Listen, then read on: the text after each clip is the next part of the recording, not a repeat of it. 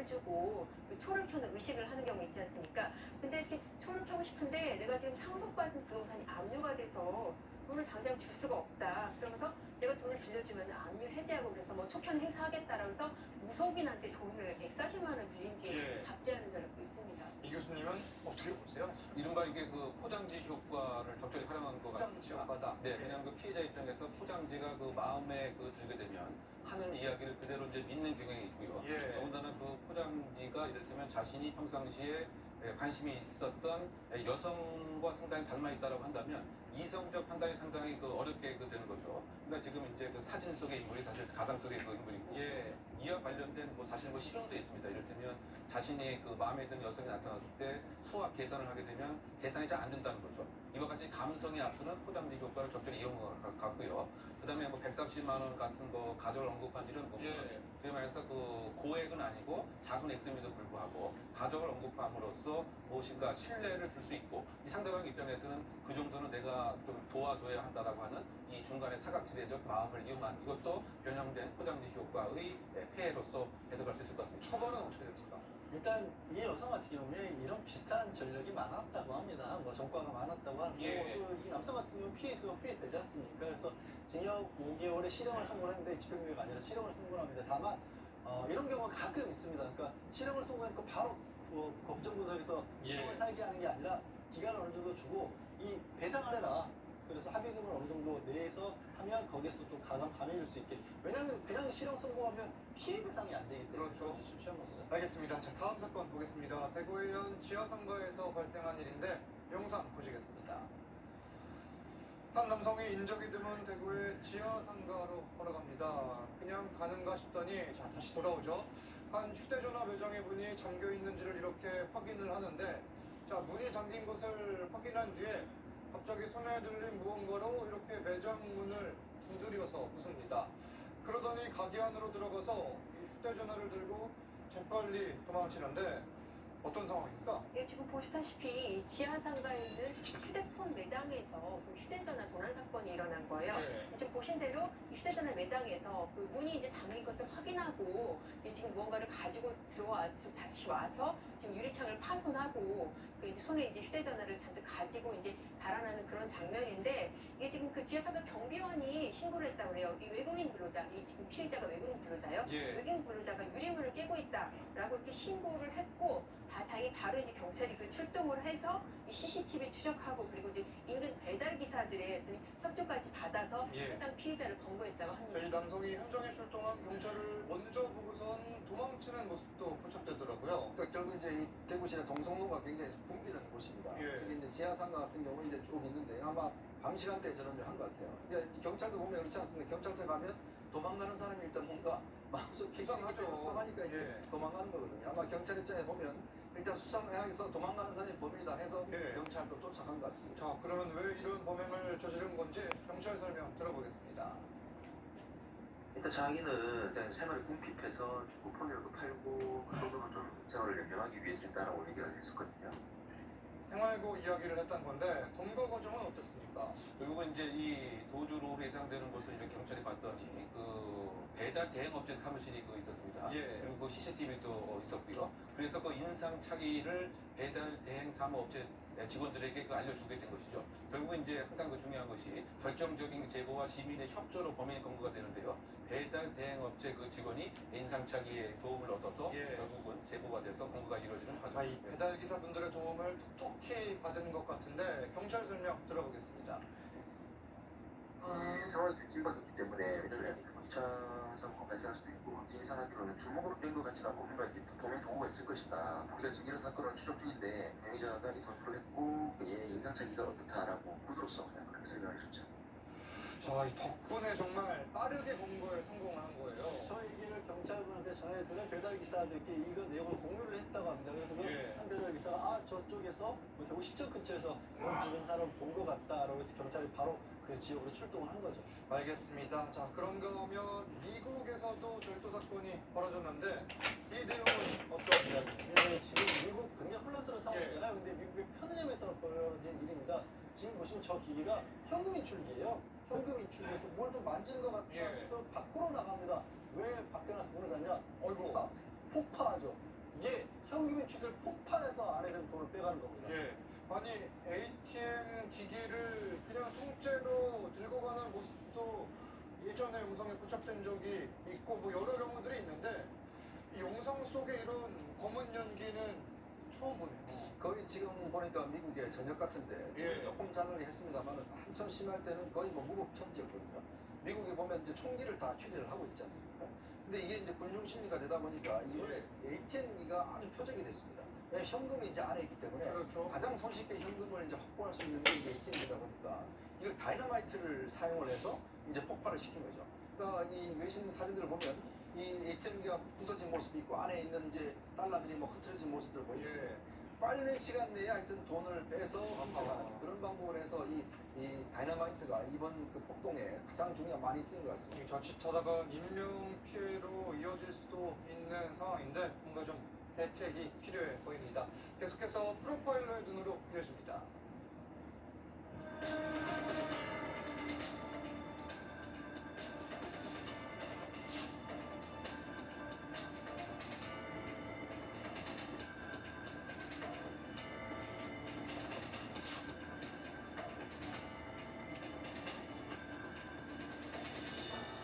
손에 있던 그 결박을 풀고 창문 밖으로 뛰쳐나가자 다시 강제로 뒷좌석에 내놓는 과정에서 바다출혈로 사망한 것으로 봅니다.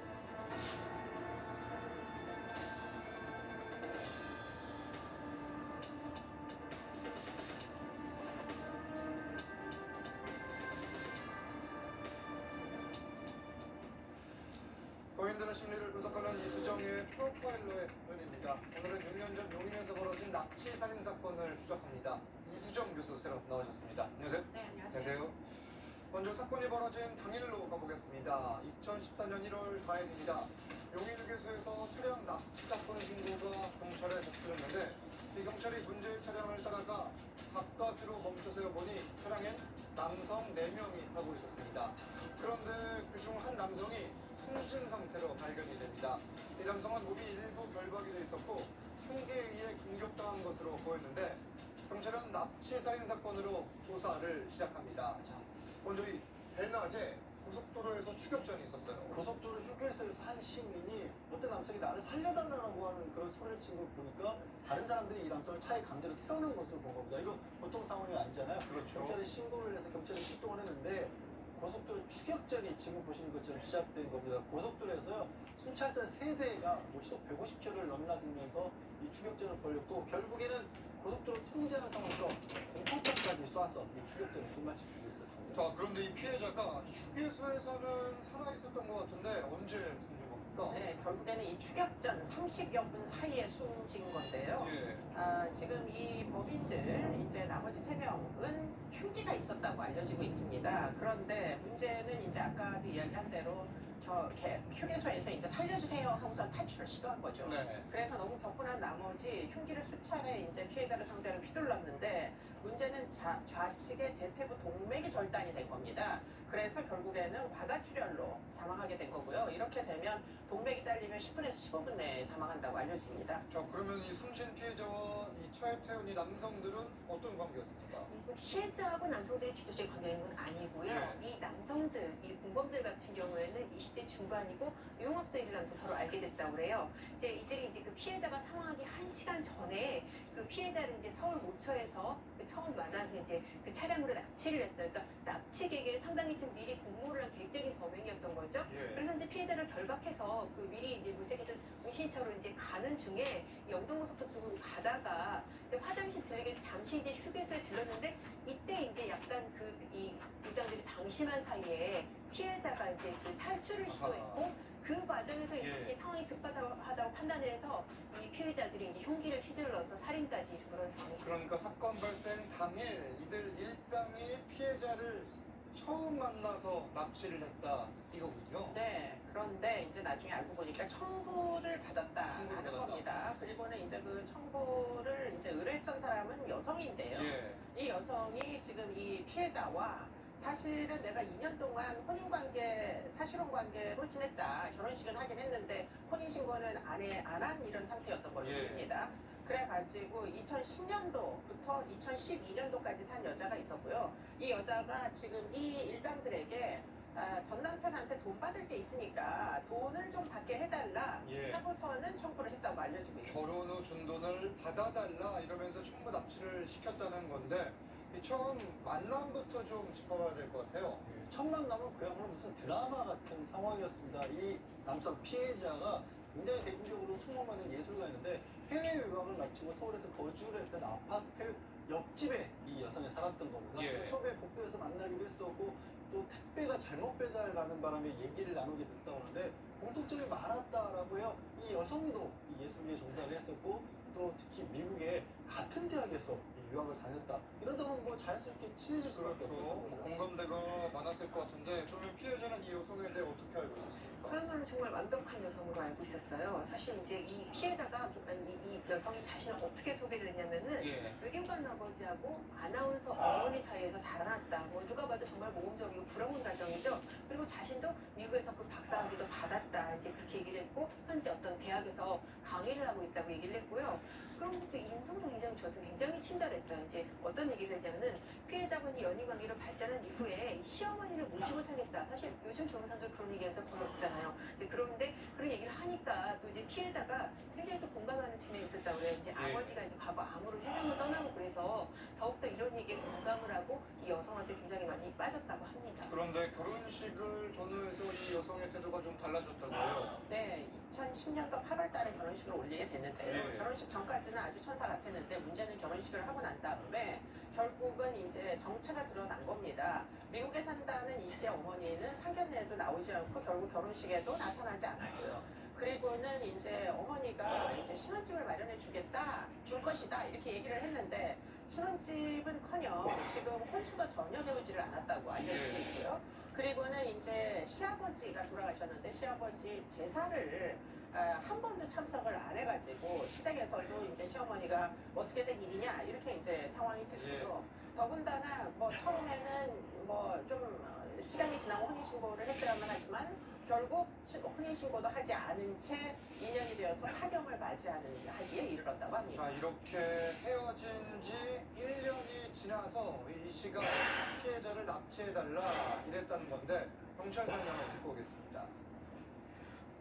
채무관계 논란이 있기 때문에 지금 단계에 정확하게 밝힐 수가 없습니다. 채무관계는 지금 유족실에서도 그 항의하시는 게 그 부분이거든요. 거꾸로 돌아가신 피해자가 채무가 없다 이런 주장을 하시는 거고 의뢰받은 범인들 주장은요. 그 이제까지 총 1억 정도 피해를 보았다라고 주장을 했다고 합니다. 저희 부인의 경우에는 납치를 사주를 한 게 돈 때문이라고 당시에 주장을 했잖아요. 처음 경찰 조사를 할 때 그렇게 얘기를 했어요. 내가 결혼을 하고 나서 전 남편이 조금씩 내 돈을 가져가서 돌려주지 않은 게 1억 원이나 된다. 그리고 의뢰를 한 것도 그 돈을 받아달라라고만 의뢰를 한 것을 결국 사람을 해치려는 부탁을 하지 않았다라고 처음에 그렇게 주장을 했습니다. 자, 그러면 두 사람의 금전 관계를 뭔가 알 수 있을 만한 증거가 있었습니까? 아니요, 뭐 그런 건 아닌데 예. 이 뒤늦게 유족들이 합의서라는 걸 발견을 하게 됩니다. 합의서요. 2010년도 8월 달에 결혼식을 올리고 난 이후 2012년도 11월 달에 작성된 합의서인데요. 예. 그 합의서에 이제 제목이 뭐냐 사실혼 부당 파기 합의서라는 겁니다. 사실혼이 파기됐다. 왜냐하면 부당함이 있었기 때문이다. 부당한 이유가 뭐냐? 그게 결국에는 지금 이 여성의 문제들인데요. 전부 이 씨에게 책임이 있다라는 거고 이유는 외도를 했다 그 사이에 그리고는 가출을 했고 늘상 거짓말을 했다라는 거고요. 그리고는 피해자의 돈을 현금을 유용했다라는 거고 심지어는 내연남이 있었고요. 그 사이에 내연남의 아이를 임신을 했다가 중증 수술까지 받았다고 합니다. 2년 사이에. 그리고는 이제 그래서 결국 위자료 명목으로 지금 이 씨가 7천만 원을 남편에게 갚아야 된다. 왜냐면 그 사이에 남편 돈을 다 들고 나가서 썼기 때문에 그 중에 7천만 원을 뭐 헤어져 줄 테니까 갚아라. 이래가지고 합의에 이른 겁니다. 자, 사실혼 관계로 지내던 중 외도를 했던 건데 이 씨의 거짓말이 이뿐만이 아니었다고 네, 해요. 그렇습니다. 지금 본인이 인정한 거짓말만 저 정도였고요. 예. 근데 지금 드러난 거짓말이 더 있어요. 이제 앞서서 지금 그 이 씨가 자기가 해외 유학했다고 했잖아요. 그리고 이제 당연히 뭐 미혼이라고 했는데 그게 다 거짓말이었어요. 해외 유학이 아니라 이제 국내에서 대학을 나왔고 그리고 사실 아이까지 있었어요. 그러니까는 첫 번째 결혼하고 아이 낳고 또 이 결혼이 한 번이었어요. 미국으로 가서 또 결혼을 하고 또 아이를 낳은 것으로 이렇게 알려지고 있고, 그렇게 낳은 아이를 앞서 그 어머니가 아나운서 출신이라고 했잖아요. 그 아나운서 출신은 어머니가 이제 그 아이를 키우고 있는 것으로 이제 그렇게 밝혀졌고요. 뭐 하여튼 이씨 말로는 그래요. 자기가 결혼하기 전에 피해자한테 이런 사실 다 얘기했다. 예. 그런데 감수하고 결혼을 한 거다라고 이제 본인 주장을 하고 있고, 그리고 또 이제 기가 막히고 사실 이 아이에 대해서 양육비 명목으로, 사실 이 지금 피해자 입장에서 피와 방울 안 섞인 아이인데 이 아이에 대한 양육비 명목으로 돈을 받아라는 것으로 그렇게 조사가 됐습니다. 그러면은 이 씨의 거짓말을 누구도 눈치를 못 챈 겁니까? 사실 나중에 그 숨진 남성, 사실혼 관계된 남성하고 내연남이 만나면서 실체가 드러났습니다. 알게 됐다. 네, 근데 어마어마한 거짓말들을 했던 거예요. 내연남에게는 자기가 여성이랑 살고 있다, 룸메이트랑 살고 있다 이렇게 얘기를 하고 남편이 있다는 얘기도 얘기를 안 했던 겁니다. 근데 여성이 아니라 남자랑 살고 있었잖아요. 예. 그랬더니 이 가해 여성이 뭐라고 했냐면 내연남에게는 원래 여성이었는데 성전환 수술을 해서 지금 남성으로 됐지 원래 생물학적으로 여자라는 얘기를 해서 또 거짓말을 했고, 내연남의 아이를 가져서 내연남과 결혼을 하겠다고 신혼집까지 예약을 하기도 했었고요. 또 내연남 아이를 임신을 해서 아이를 가졌다가 또 아이를 이제 중절을 했다고 예. 합니다. 근데 그렇게 한 이후에는 또 이 피해 남성의 어머니에게 찾아가서 아이를 잃었으니까 위로금을 달라고 아하. 돈을 받는 그런 행태를 이 씨의 경우에 자신이 받을 돈이 1억 원에 달한다고 이야기를 했었는데 이 증거는 결국 안 나온 거죠? 네, 뭐 남편의 돈 1억 그걸 받아야 한다. 예. 이건 순전히 이 씨의 일방적인 주장이었고요. 근데 이제 뭐라고 수사기관에서 얘기했느냐. 전 남편의 무능력 때문에 생활비를 사실 내가 다 냈으니까 그 돈이 1억에 해당한다. 이런 종류의 이야기고요. 그리고는 이제 사실혼 관계를 정리한 뒤에도 전 남편이 계속 나를 전화를 걸어와가지고 굉장히 입장이 난처했다. 왜냐하면 같이 이제 예술계에 종사를 하다 보니까 나에 대해서 나쁜 소문을 내겠다. 이렇게 위협을 했기 때문에 예. 굉장히 부담을 느꼈다. 그래서 청구를 한 것이다. 이렇게 이제 설명을 했다고 합니다. 이런 주장은 어떻게 봐야 돼요? 이게 사실 이 사람 얘기한 거하고 다 반대되는 주장들이 지금 객관적인 증거로 다 증명이 돼요. 예. 하나하나 다 뒤집혔는데요. 예를 들어서 이 지금 피해자가 돈을 못 벌어갖고 자신의 생활비 다 냈다는 게 이 씨 주장인데, 오히려 피해자 같은 경우에는 부모한테 물려받은 유산도 있고 또 굉장히 그 촉망받는 유능한 그 공연기획자였어요. 그래서 이제 강의라든지 일을 해서 한 월 1,000만 원 넘게 이제 벌었고요. 그리고 이제 그 피해자가 자신에 대해서 악담을 퍼뜨렸다라고 예. 했는데, 오히려 반대로 이 씨가 가해자가 이 피해자의 제자를 찾아가서 피해자를 비방한 사실이 확인이 됐습니다. 또 실제로 사실 그 자신이 이제 뭐 미국에서 대학을 나왔고 뭐 박사학위 됐고 그런 얘기 하지 않습니까? 그게 거짓말로 2012년에 그런 예. 학력 위조가 들통이 나서 레슨 사기로, 그러니까 그거를 레슨해서 레슨을 하고 돈을 받은, 그게 사기죄가 돼가지고 고소까지 당한 상황이었어요. 자, 일당들에게 의뢰를 하는 과정도 좀 봐야 될 것 같은데 당시 경찰 설명도 들어보겠습니다. 인터넷에서 그 심부름 센터를 검색을 합니다. 그 사이트에다가 상담글을 적었는데 이런 식으로 연락이 왔고요. 어떻게 자기를 괴롭히지 않았으면 좋겠다. 어떻게 하면 좋을까요? 이런 식으로 상담글을 남겼는데 범인들과 이제 모의하는 과정에서 점점 좀 진척이 된 것 같습니다. 이 인터넷에 검색을 해서 상담글을 남겼더니 연락이 왔다. 이건 뭐 인터넷 검색을 해서 전 남편이 괴롭힌다는 식으로 글을 남겼답니다. 네. 그렇게 해서 연락이 왔고 만나서 모의를 했고 이제 주범이 다른 공무원들, 유흥업소에서 일하면서 알게 된 공무원들을 모았다고 합니다. 계획도 굉장히 치밀하게 세웠다 그래요. 네, 그렇습니다. 한 3개월 동안 이 납치 계획을 세웠다고 그래요. 당시 이제 피해자가 그 영화 작업하는 게 잘 안 돼가지고 조금 상심이 컸던 상황인데, 이걸 이용을 해서 이 납치 시나리오를 짠 거예요. 그 영화 감독 자리를 갖다가 제안을 하면서, 그래서 피해자를 이제 범행 현장으로 불러내서 납치를 했다고 합니다. 자, 이번에는 이해하기 힘든 범인의 심리를 프로파일러의 눈으로 하나씩 분석을 해보겠습니다. 첫 번째 내용은 처음부터 살해할 생각이 있었는지 없었는지 이 부분 상당히 쟁점이었잖아요. 네, 이 씨는 그럴 줄 몰랐다라는 주장인데요. 예. 그런데 문제는 사실은 이 일당들하고 사전에 미리 대화를 나누면서 혹시 만에 하나 벌어질 수도 있는 일에 대해서 이야기한 적은 있다고 합니다. 예. 그런데 이 씨가 뭐라고 얘기했느냐, 공범들이 살해까지 이루어질 가능성을 이야기하자 이 씨가 알아서 하세요 이렇게 얘기를 했다는 알아서 거예요. 하세요. 그렇기 때문에 정말 극단적인 경우가 벌어질 수도 있다는 점을 사전에 예. 미리 인지했을 가능성이 높다 이렇게 봐야 되겠죠. 그렇겠네요. 자, 두 번째 내용 보겠습니다. 이 씨는 왜 피해자와 합의서까지 써놓고 1억 원을 받을 상황이었다, 이런 주장을 했을까요?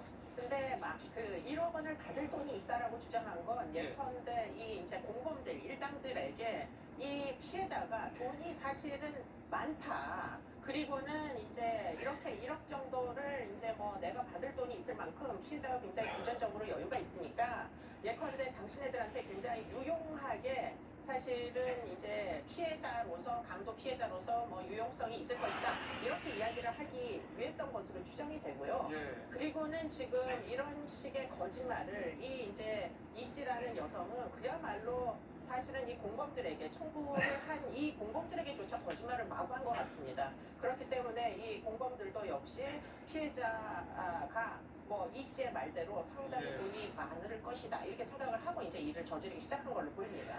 그럴 수 있겠네요. 자, 프로파일러에는 세 번째 보겠습니다. 이 씨와 보내는 음모한 납치 일당에 대한 이야기인데 이 피해자를 서울에서 납치한 일당 왜 은신처는 안동에 마련됐을까요? 그러니까 지금 조금 전에 제가 말씀을 드린 예. 것처럼 피해자가 상당히 금전적으로 여유로운 사람이다라고 이야기를 하다 보니까 이 공범들이 서울에 은신처를 마련한 게 아니라 안동까지 내려가서 은신처를 마련했는데 그 이유가 뭐냐? 피해자의 연고지가 안동이었던 거예요. 그래서 그 근처에 있던 피해자의 연고지에서 가까운 안동에다 은신처를 마련하고 예. 피해자를 이리저리 끌고 다니면서 돈을 뜯어내려고 했는데 예컨대 신용카드 같은 것들을 다 이제 뭐 강취해가지고 돈도 인출하고 그러려고 했는데 문제는 휴게소에서 피해자가 눈치를 채고서 이제 도주를 하다가 결국 예상 외의 사건이 이제 벌어져서 인명피해가 난 것이죠. 추가 범행을 하려 했던 그랬던 것으로 상황이죠. 네, 추정됩니다. 네. 알겠습니다. 자, 이 사건 결국 이제 재판으로 이어졌는데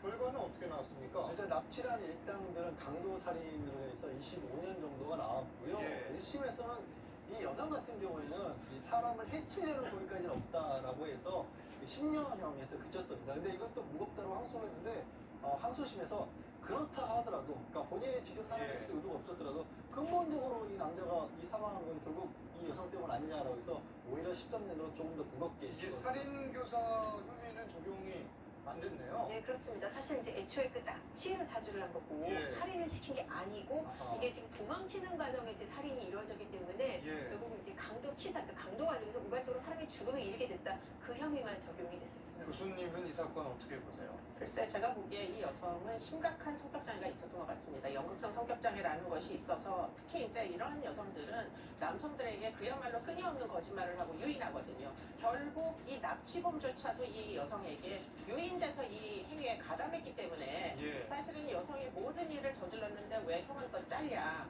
좀 넌센스하다 이런 생각이 듭니다. 알겠습니다. 자, 저희는 1분 뒤에 돌아오겠습니다.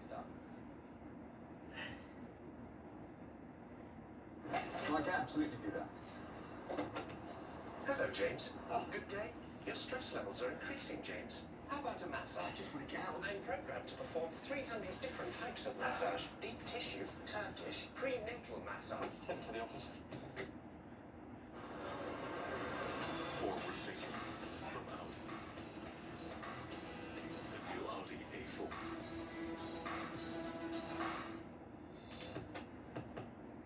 기름때, 찌든 때 쉽고 간편하게 주방 청소할 수 없을까? 치, 싹, 짠, 깨끗.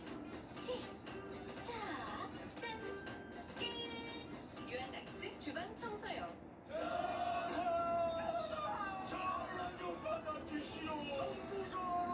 아직도 전화로 보험 청구하세요? 사기 사진을 찍어 번거로운 보험금 청구도 한번. 빨리 꺼져! 보험의 발행치, 국리치. 이수정 교수와 함께하는 프로파일러의 눈은 다음 주 월요일에도 계속됩니다. 사건 파일 24는 내일도 사건을 보고 진실을 파헤치겠습니다. 감사합니다.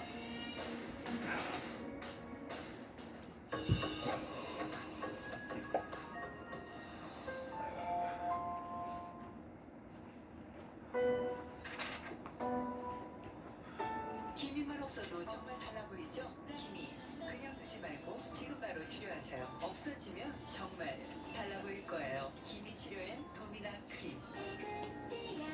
사용하듯이 3D 입체 바람으로 집안 구석구석 상쾌하게 에어 서큘레이터 사은품 진정.